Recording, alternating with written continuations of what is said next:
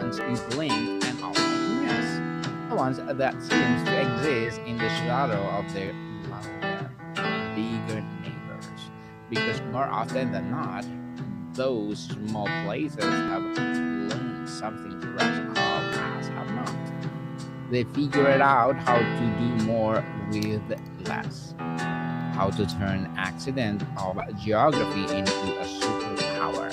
Today we're going to one of those places, a country so small that you could drive across in less time than it takes to watch a movie, and yet it's one of the wealthiest nations on earth, a quiet powerhouse at the heart of continent that has spent countries centuries fighting over it. This is Luxembourg. Let's start with the numbers, because in geography, size is often the first thing we notice. Luxembourg covers about 998 square miles. To put that in perspective, that is smaller than Rhode Island. You can fit nearly 17 Luxembourgs into the state of Maine. It's landlocked, wedged between Belgium, France, and Germany. And with the population just over 660,000 people, it's one of the smallest sovereign nations in Europe. But you're already reaching for, but it's just a tiny country. Narrative hold that thought, because Luxembourg's story is not about smallness, it's about leverage. The name itself tells you something about its origins. Luxembourg comes from Lucinibrook, or did I pronounce correct? Which is Old High German, means little fortress. And that is exactly what it was, a fortified outpost perched on the rocky promontory overlooking the Alzette River. In 1963 AD, Count Sigfrid acquired this rocky outcrop. From what is a single transaction, a dynasty was born. The fortress grew, and so did the territory around it. For centuries, the name was synonymous with one of the most formidable fortifications in Europe. They called it Gibraltar of the North. And there is the thing about being fortress in the middle of Europe. Everyone wants to control you. Luxembourg's geography places it directly on the fault lines of European power struggles. It was fought over by the Burgundians, the Habsburgs, and the Spanish, the French, the Austrians, the Prussians at various points. It was a part of the Holy Roman Empire and the Spanish Netherlands and the French Republic. If you're keeping score at the home, that's a lot of flags. But what is the constant churn thought that the people of Luxembourg was a resilience, and maybe something else, a deep understanding that survival requires adaptability. The fortress itself was dismantled in 1867 after the Treaty of London, which also declared Luxembourg as a neutral and independent state. It was a turning point. The physical walls calmed down, but to replace them was something more durable.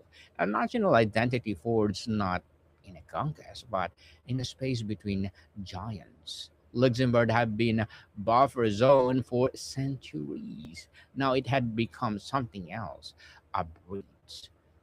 The geography of Luxembourg is actually three distinct regions. In the north, you have the Aslik, on the Osling, and the continuation of the Ardennes forest, rolling hills, dense woodlands, deep river valleys. This is Luxembourg full of postcards, rugged and green. In the south and the center, you have the Gotland, or the Good Land, which is exactly what it sounds like. Fertile farmland, rolling plateaus, and industrial heartland. And then there is a capital, Luxembourg City, built on those ancient fortress cliffs, where the old city and the modern financial district stack on the top of each other like geologically layers of history. That layered geography is important because it mirrors Luxembourg's layer identity. The north is a quiet, rural, and traditional. The south was built on steel and industry, and the capital became something else entirely. Today, Luxembourg City is one of the wealthiest capital city in the world. But what wealth did not come from iron ore or farmland. It come from decisions that the country made in the 20th century. After the World War II, Luxembourg abandoned its neutrality and became founding member of nearly every major European institution. NATO in 1949, the European Coal and Steel Community in 1951, the precursor to the European Union, the Benelux Union with Belgium and the Netherlands. Luxembourg did not just join this organization, it made itself indispensable to them, and that required a geographic strategy. If you're small, you don't compete on size, you compete on connectivity. Today, Luxembourg City is one of the three official capitals of the European Union, hosting the European Court of Justice, the European Court of Auditors, and the European Investment Bank, and the host of other European institutions. This is not an accident. Luxembourg positioned itself as neutral ground, a place where France and German legal traditions could meet, where diplomats could negotiate, where money could move freely, and that positioning turned a former fortress into a capital of integration. Which brings us to the economy. Luxembourg's GDP per capita is consistently among of the highest in the world. In fact, it often ranks number one. Let that sink in. Number one. A tiny landlocked country with no ocean access, no major natural resources, and a population smaller than Staten Island is regularly the richest country on earth. How? The answer is the soil, but not the soil you plant crops in. Luxembourg built its wealth on banking, steel, and eventually a digital economy. The steel industry came first in the 19th century. The southern Gutland region turned out to be rich in iron ore. The ARP company became one of the Europe's largest steel producers. The Luxembourg became one industrial powerhouse. Why the 1970s, the steel industry was in decline. And here's where Luxembourg stories diverges from so many other industrial regions that collapse when the mines closed. They did not just mourn the loss, they pivoted. They pivoted in finance. In the 1980s and 1990s, Luxembourg aggressively developed its banking and investment fund sector. It offered stability, distraction, yes, distraction and regulatory environment that attracted a capital from around the world. Today, Luxembourg is the second largest investment fund center in the world after the United States. It's the largest private banking center in the Eurozone. It manages more than 5 trillion euros in assets. That's a trillion with a T. But there's what a financial Luxembourg did not just become a financial hub. It became the hub of infrastructures of globalization. It's a major center for satellite communication through SES, one of the world's largest satellite operators. Its logistics hub, with the congruous operating of one of the world's largest all cargo airline fleets. Its digital hub with the data centers and tech companies drawn by its connectivity. Luxembourg understood early that in globalization, world geography is no longer just a physical, it's a digital, it's financial and regulatory. And this is bring us to something that makes Luxembourg genuinely unusual. It's trilingualism. Luxembourg is the national language, and the language is every life and identity. French is the language of legislation, administration, and much of businesses. German is the language of press and education. School children learn all three, and many Luxembourgers also speak English. The multilingualism is not a quirk, it's strategic asset. A country that speaks French and German, the language of its two largest neighbors, can be the bridge between them. In fact, you could argue that Luxembourg's international project has been bridge building between Romance and Germanic Europe, between continental traditions and Anglo American finance, between the past and the future. The country's motto is Mir well blue what mir sin. We want to remain what we are, and yet to remain what is. Luxembourg has to constantly reinvent what that means. The identity is stable, the expression of it has been anything but. Now let's talk about geography of power. Because Luxembourg's location has always been about power, the country sits at the crossroads of the Moselle River Valley, a region known for its wine, its picturesque valleys, and its strategic importance. The Moselle forms of a natural border with Germany, and along that border you will find the Saint-Jean village. In 1985, five European countries signed an agreement there to gradually abolish border controls. The Saint-Jean area was born. Today was one of the most tangible expression of European integration, and it was signed in a wine village in Luxembourg. There's a poetry to that. The fortress that was once the most fortified place in Europe became the place where borders started coming down. The countries that was fought over the countries become the country that helped invent a Europe without internal borders. That was not just geographic lack, that's a geographic imagination. But let's not romanticize too much. Luxembourg's success has come with complications.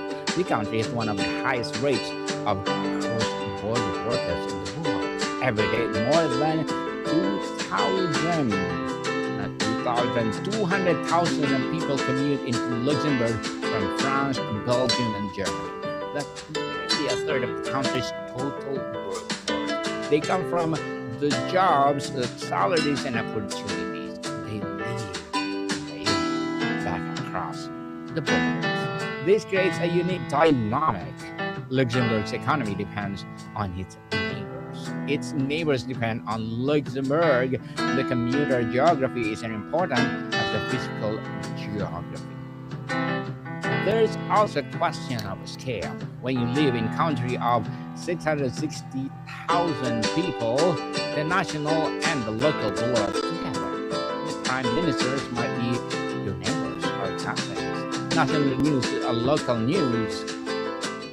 This intimacy has shaped Luxembourg political culture. It's a constitutional monarchy with the Grand Duke and one of the last remaining Grand Dukes in the world. But it's also a stable democracy where consensus is building in a worldwide. When you are this small, you can't afford the luxury of prolonged political gridlock. And then there's a landscape itself for all banking powers and the EU institutions. Luxembourg is a remarkably green country. More than a third of the country is forested.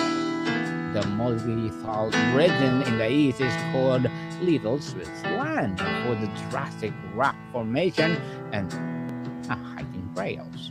The Moselle Valley produces the sparkling wines and grapes whites that are beloved in the region but rarely exported.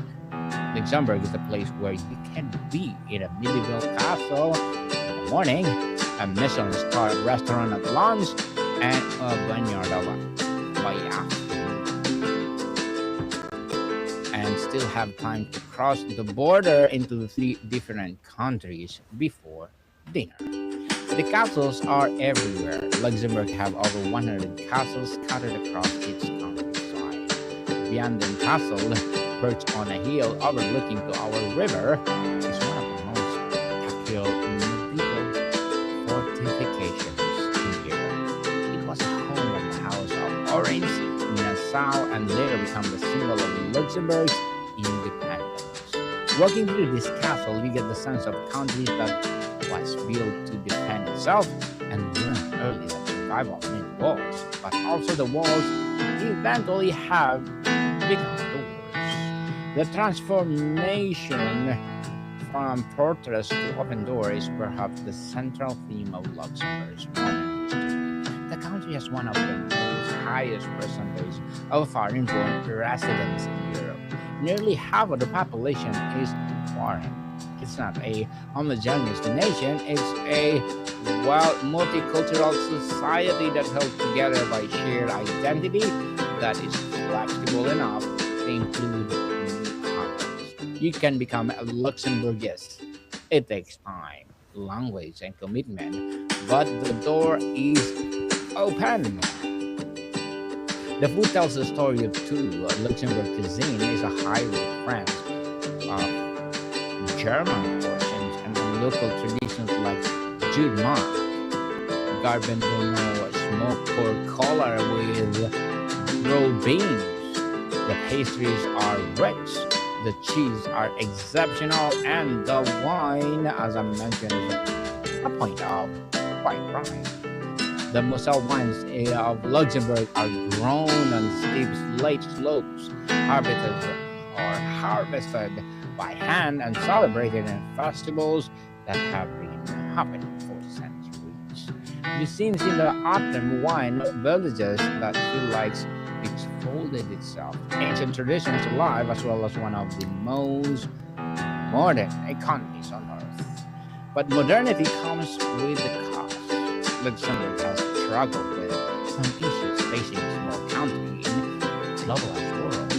Housing affordability, infrastructure strain from a commuter influx, environmental pressure, and the challenges of maintaining cultural identity in the face of constant external influence.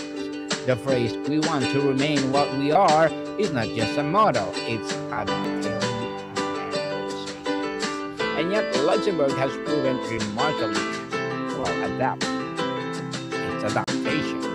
The country is now positioning itself as a hub for space resources, with the Luxembourg Space Agency leading efforts to asteroid mining as well as space-based manufacturing.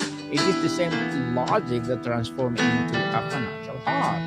Find the frontier, build the infrastructure, become indispensable. Luxembourg is essentially applying its centuries-old survival strategy of the cosmos, or to the cosmos itself. The climate is temperate, with mild winters and cool summers. The rainfall is steady. The seasons are distinct. There's a reason the landscape is so unique. And there's the season or the reason of Luxembourg's architectures tends towards thick walls and cozy interiors. This is the country that has learned to create warmth in a climate that can be great, and build community in geography that was once no man's land between empires. The education system reflects country's hybrid identity. Luxembourg's children are taught Limburgese, German, and French, with increasing emphasis on English and other languages as they progress.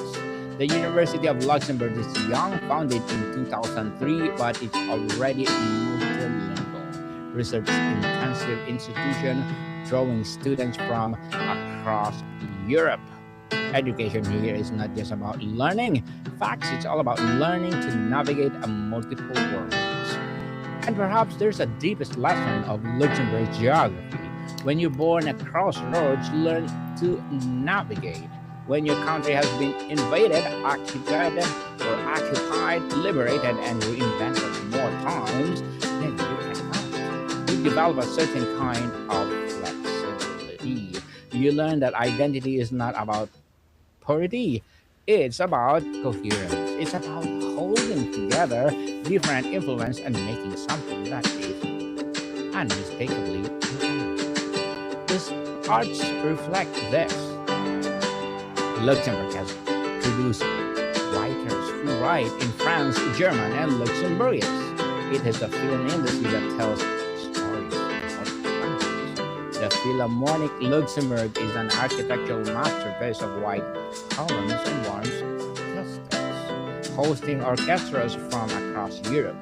The Muda Museum of Modern Art is sits on the site of the old fortress, art built on the foundation of war, and everything here is just layered. There's a term in geography called spatial justice. It's about how resources, opportunities, and risks are distributed across the landscapes. Luxembourg are the countries that has achieved kind of spatial justice through integration, not by building walls, but by making itself useful to its neighbors, by creating opportunities that draw talent across borders, by investing in infrastructure that connects rather than divides. The commuter model is imperfect, but it's also a form of interdependence that makes conflict unthinkable. Consider this. The last time Luxembourg was invaded was World War II. The country was occupied by Nazi Germany despite its neutrality. The trauma of that occupation is still present in the national memory. That response was not isolation. It was opposite. Luxembourg became one of the most enthusiastic architects of Europe integration. The Grand Duchy understood that the only way to prevent another occupation was to weave itself so deeply into a fabric of Europe that no one can pull it out without unraveling everything. That strategy worked. Today, Luxembourg is not just safe, it's central. The European Court of Justice sits in Luxembourg, arbitrating disputes that shape the legal order of half a billion people. The European Investment Bank, headquarters in Luxembourg, finances projects across the continent. The country has turned into geographic vulnerability into geopolitical influence. The built environment reflects this confidence. Luxembourg City skyline is a mix of historic fortifications, a graceful bridges spanning the deep valleys of Alzette and Petrus rivers, and a modern glass towers housing banks and EU institutions. The Adolf Bridge, completed in 1903, was once the largest stone arch bridge in the world. Today it carries pedestrian traffic alongside the dedicated tram line, a symbol of how city owners in each path while building for the future. Transportation is fascinating less into Luxembourg's priorities. In 2020, the country's made the public transportation free. Buses, trams, trains, completely free for everyone. It's the first country in the world to do so. This is not just a policy, it's a statement. Luxembourg is small enough that free transit is feasible and wealthy enough that it can be absorbed at cost. But it's also a signal that the country values mobility, accessibility, and reducing the barriers that separate people from opportunity. The free transit policy has also addressed the commuters' geography. When more than 200,000 people across borders into Luxembourg every day, traffic congestion becomes a real problem. Free transit is an invitation to the time. It's also an invitation to the neighbors. We want you here, and we want to make it easy for you to come. So that's a different approach to a border that, or borders than that we can see in many parts of the world today. And yet, Luxembourg is one of the naive about borders. The country is a founding member of the Schengen, but it also the custom of union with Belgium and Netherlands that dates back to 1944. The Benelux Union is one of the oldest forms of European cooperation and is still functional. Luxembourg understands that integration is not a zero-sum game. You can be Luxembourgese, European, global, all at once. These identities don't compete, they reinforce each other. The natural environment is protected with seriousness that reflects the country scale. When you're small, every hectare matters. Luxembourg has a multiple nature reserves, networks of hiking trails that crisscross the country, and the commitment of sustainable development that goes beyond rhetoric. The country's topography and the gorges and forested hills, the river valleys, has been preserved in part because of population density is uneven. The north is quiet, the center is bustling, the south is industrial, and it's currently managed. But there's a Luxembourg word that doesn't translate immediately, and it's borrowed from a German and it means a sense of coziness, warm belonging. It is a feeling of sitting in a wine tavern on a cool evening, the windows fog up, and conversation flowing in the three languages, the fire crackling. Luxembourg may be a global financial center, but also a place where the quality is valued. The country has managed to keep its soul while building its wealth. And maybe that's a final lesson from this tiny fortress nation. Luxembourg succeeded not because it became cold or calculating, but because it understood that relationships matter. Its prosperity was built on trust. The trust of investors, trust of European partners, trust of the cross-borders workers who make the economy run, and trust look decades to build and require constant maintenance. But it's its foundation. The fortress becomes a bridge. All bridges, unlike walls, require both sides to keep growing out. So that Luxembourg, a country that learned to turn geography into strategy, vulnerability into advantage. Walls into doors is a place where medieval castles overlook modern banks, where three languages are spoken in a single conversation, where the smallest territory on the map becomes one of the largest forces of European integration. There's something is the story for all of us. So I think about how we respond to being caught between larger forces, about whether we build walls or bridges, about whether we let our past define us as a fortress or foundation.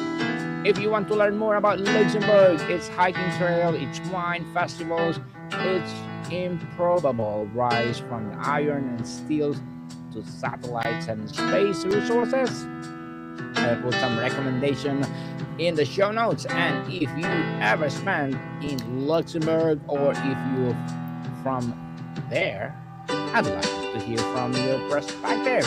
What's Luxembourg that the statistics don't capture? What's the feeling of being from the place that size at the center of a continent? As always, thanks for coming with me in this journey. Until next time, keep exploring, keep asking questions, and remember, the smallest places often have the biggest stories to tell. Well, Bodycam people, see you soon.